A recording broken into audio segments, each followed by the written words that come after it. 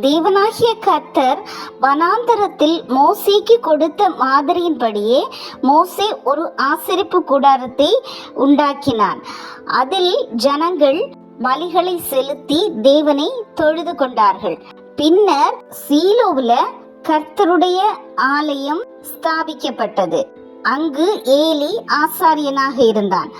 அதன் பிறகு உடன்படிக்கை பெட்டியை தாவீது எடுத்துக்கொண்டு வந்து அதை திரைமறைவில் வைத்திருந்தான். தாவீது கர்த்தருக்கு ஒரு ஆலயத்தை கட்ட ஆசையா இருந்தான். ஆனால் கர்த்தர் அவனை அந்த ஆலயத்தை கட்ட அனுமதிக்கவில்லை. மாறாக அவனுடைய குமாரன் ஆலயத்தை கட்டுவான் என்று அவனோடு தேவன் சொல்லியிருந்தார். சாலமோன் அவனுடைய பிதாவின் ஸ்தானத்தில் ராஜாவாக அபிஷேகம் பண்ணினார்கள் என்று தீருவின் ராஜாவாகிய ஈராம் கேள்விப்பட்டு தன் ஊழியக்காரரை அவனிடத்தில் அனுப்பினான். ஈராம் தாவீதுக்கு சகல நாளும் சிநேகிதனாய் இருந்தான். அப்பொழுது சாலமோன் ஈராமிடத்தில் ஆட்களை அனுப்பி, என் தகப்பனாகிய தாவீதின் சத்துருக்களை கர்த்தர் அவருடைய பாதங்களுக்கு கீழ்ப்படுத்தி விடும் அளவும் அவர்கள் தம்மை சுற்றிலும் செய்கிற யுத்தத்தினால் அவர் தம்முடைய தேவனாகிய கர்த்தருடைய நாமத்திற்கு ஆலயத்தை கட்ட அவருக்கு கூடாதிருந்தது என்று நீர் அறிந்திருக்கிறீர்.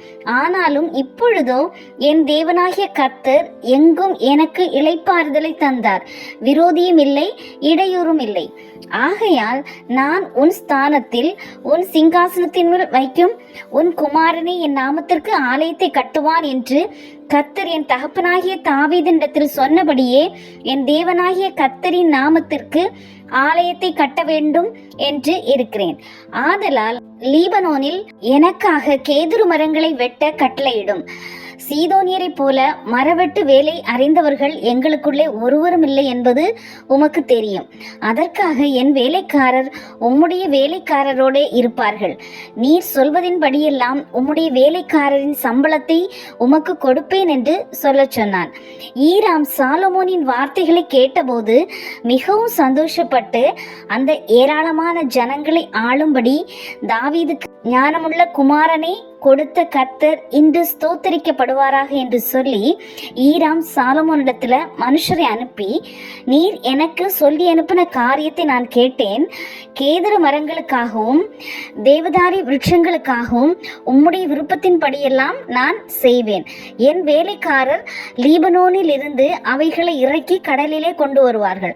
அங்கே நான் அவைகளை தெப்பங்களாக கட்டி நீர் நியமிக்கும் இடத்துக்கு கடல் வழியாய் அனுப்பி அவைகளை அவிழ்த்து ஒப்பிப்பேன். அங்கே நீர் அவைகளை ஒப்புக்கொண்டு என் ஜனங்களுக்கு ஆகாரம் கொடுத்து என் விருப்பத்தின்படி செய்ய வேண்டும் என்று சொல்ல சொன்னான்.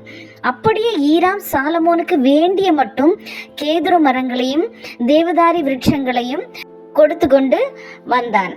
கர்த்தர் சாலமோனுக்கு சொல்லியிருந்தபடியே அவனுக்கு ஞானத்தை தந்தருளினார். ஈராமுக்கும் சாலமோனுக்கும் சமாதானம் உண்டாயிருந்து இருவரும் உடன்படிக்கை பண்ணி கொண்டார்கள்.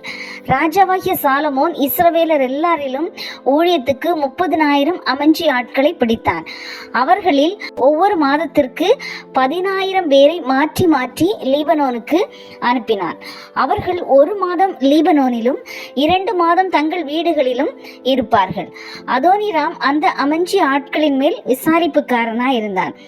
சாலமோனிடத்துல சுமை சுமக்கிறவர்கள் 70,000 பேரும் மலைகளில் மரம் வெட்டுகிறவர்கள் 80,000 பேரும், இவர்களை தவிர வேலையை விசாரித்து வேலையாட்களை கண்காணிக்கிறதற்கு தலைமையான விசாரிப்புக்காரர் 3,300 பேரும் இருந்தார்கள். வெட்டின கல்லால் ஆலயத்துக்கு அஸ்திபாரம் போட பெரிதும் விலையேற பெற்றதுமான கற்களை கொண்டு வர ராஜா கட்டளையிட்டான்.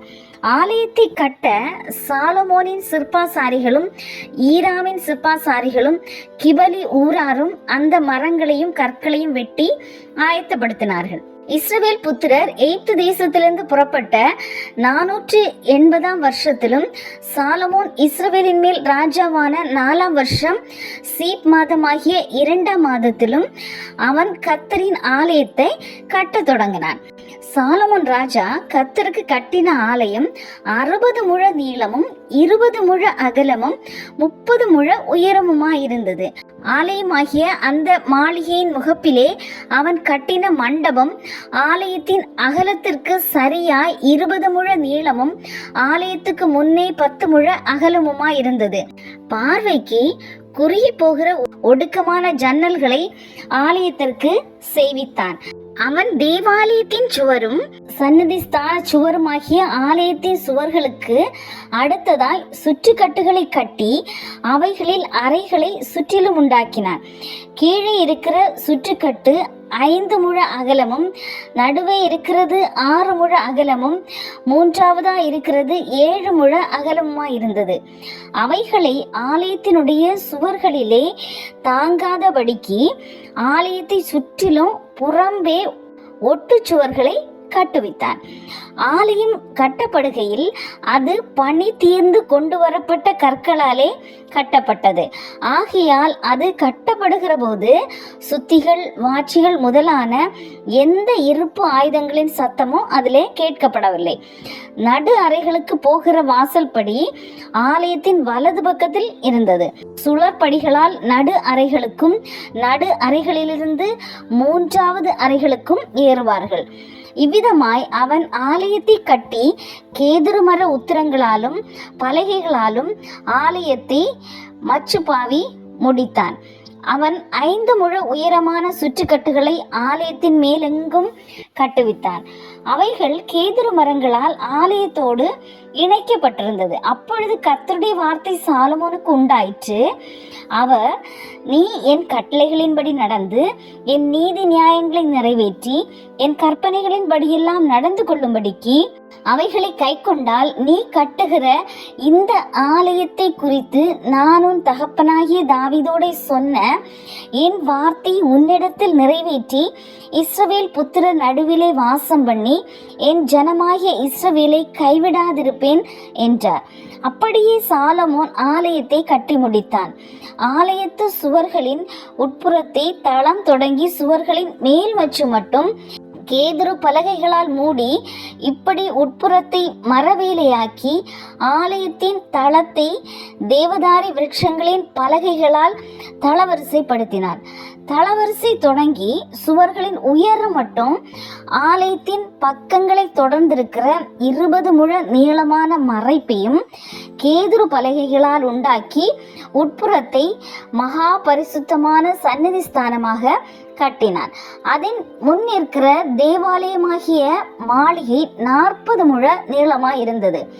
ஆலயத்திற்குள் இருக்கிற கேதுரு மரங்களில் மொக்குகளும் மலர்ந்த பூக்களுமான சித்திர வேலை செய்திருந்தது.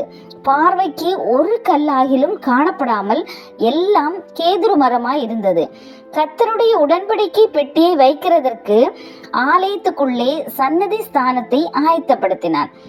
சந்நிதி ஸ்தானம் முன்புறம் மட்டும் 20 முழ நீளமும் 20 முழ அகலமும் 20 முழ உயரமுமாயிருந்தது. அதை பசும்பொன் தகட்டால் மூடினான். கேதுரு மர பரிபீடத்தையும் அப்படியே மூடினான். ஆலயத்தின் உட்புறத்தை சாலமோன் பசும்பொன் தகட்டால் மூடி சந்நிதி ஸ்தானத்தின் மறைப்புக்கும் பொன் சங்கிலிகளை குறுக்கே போட்டு அதை பொன் தகட்டால் மூடினான். இப்படி ஆலயம் முழுவதும் கட்டி தீரு மட்டும் அவன் ஆலயம் முழுவதையும் பொன் தகட்டால் மூடி சந்நிதி ஸ்தானத்திற்கு முன்பாக இருக்கிற பலிபீடத்தை முழுவதும் பொன் தகட்டால் மூடினான். சந்நிதி ஸ்தானத்தில் ஒலிவ மரங்களால் 2 கேருபீன்களை செய்து வைத்தான். ஒவ்வொன்றும் 10 முழ உயரமாய் இருந்தது. கேருபீனுக்கு இருக்கிற ஒரு செட்டை 5 முழமும் கேருபீனின் மற்ற செட்டை 5 முழமுமாய் இப்படி ஒரு செட்டையின் கடைசி முனை தொடங்கி மற்ற செட்டையின் கடைசி முனை மட்டும் 10 முழமாய் இருந்தது. 2 கேருபீன்களும் ஒரே அளவும் ஒரே திட்டமுமாய் இருந்தது. அந்த கேருபீன்களை உள் ஆலயத்திலே வைத்தான். கேருபீன்களின் செட்டைகளை விரித்திருந்ததினால் ஒரு கேருபீனின் செட்டை ஒரு பக்கத்து சுவரிலும் மற்ற கேருபீனின் செட்டை மறுபக்கத்து சுவரிலும் தொடத்தக்கதா இருந்தது. ஆலயத்தின் நடு மையத்தில் உயரத்தில் அவைகளின் செட்டைகள் ஒன்றோடொன்று தொடத்தக்கதாயிருந்தது. அந்த கேருபீன்களை பொன் தகட்டினால் மூடினான். ஆலயத்தின் சுவர்களை எல்லாம் அவன் சுற்றிலும் உள்ளும் புறம்புமாக கேருபீன்களும் பேரீந்துகளும் மலர்ந்த பூக்களுமான சித்திரங்களும் கொத்து வேலைகளும் ஆக்கினான். உள்ளும் புறம்புமாயிருக்கிற ஆலயத்து தளவரிசையையும் பொன் தகட்டால் மூடினான். சந்நிதி ஸ்தானத்தின் வாசலுக்கு ஒலிவ மரங்களால் இரட்டை கதவுகளை செய்தான். மேல் சட்டமும் நிலைகளும் மறைப்பின் அளவில் 1/5 இருந்தது. ஒலிவ மரமான அந்த இரட்டை கதவுகளில் அவன் கேருபீன்களும் பேரீந்துகளும் மலர்ந்த பூக்களுமான சித்திரங்களை செய்து அந்த கேருபீன்களிலும் பேரீந்துகளிலும் பொன் பதியத்தக்கதாய் பொன் தகட்டால் மூடினான். இப்படி தேவாலயத்தின் வாசலுக்கும் ஒலிவ மர நிலைகளை செய்தான். அது சுவரளவில் 4/4 இருந்தது. அதன் 2 கதவுகளும் தேவதாரி பலகைகளால் செய்யப்பட்டிருந்தது. ஒரு கதவுக்கு 2 மடிப்பு பலகைகளும் மற்ற கதவுக்கு 2 மடிப்பு பலகைகளும் இருந்தது. அவைகளில் கேருபீன்களும் பேரீந்துகளும் மலர்ந்த பூக்களுமான சித்திர வேலையை செய்து சித்திரங்களுக்கு சரியாக செய்யப்பட்ட பொன்தகட்டால் அவைகளை மூடினான். அவன் உட்பிரகாரத்தை 3 வரிசை வெட்டின கற்களாலும் 1 வரிசை கேதுரு பலகைகளாலும் கட்டினான். 4ஆம் வருஷம் சீப் மாதத்துல கர்த்தருடைய ஆலயத்துக்கு அஸ்திபாரம் போட்டு 11ஆம் வருஷம் பூல் என்னும் 8ஆம் மாதத்திலே அந்த ஆலயம் முழுதும் சகல சட்டதிட்டத்தின்படியே 1 பங்கும் குறையாமல் கட்டி தீர்ந்தது. அவன் அதை கட்டி முடிக்க 7 வருஷம் சென்றது. இவ்விதமாக சாலமோன் தேவனுக்கென்று ஆலயத்தை கட்டினான்.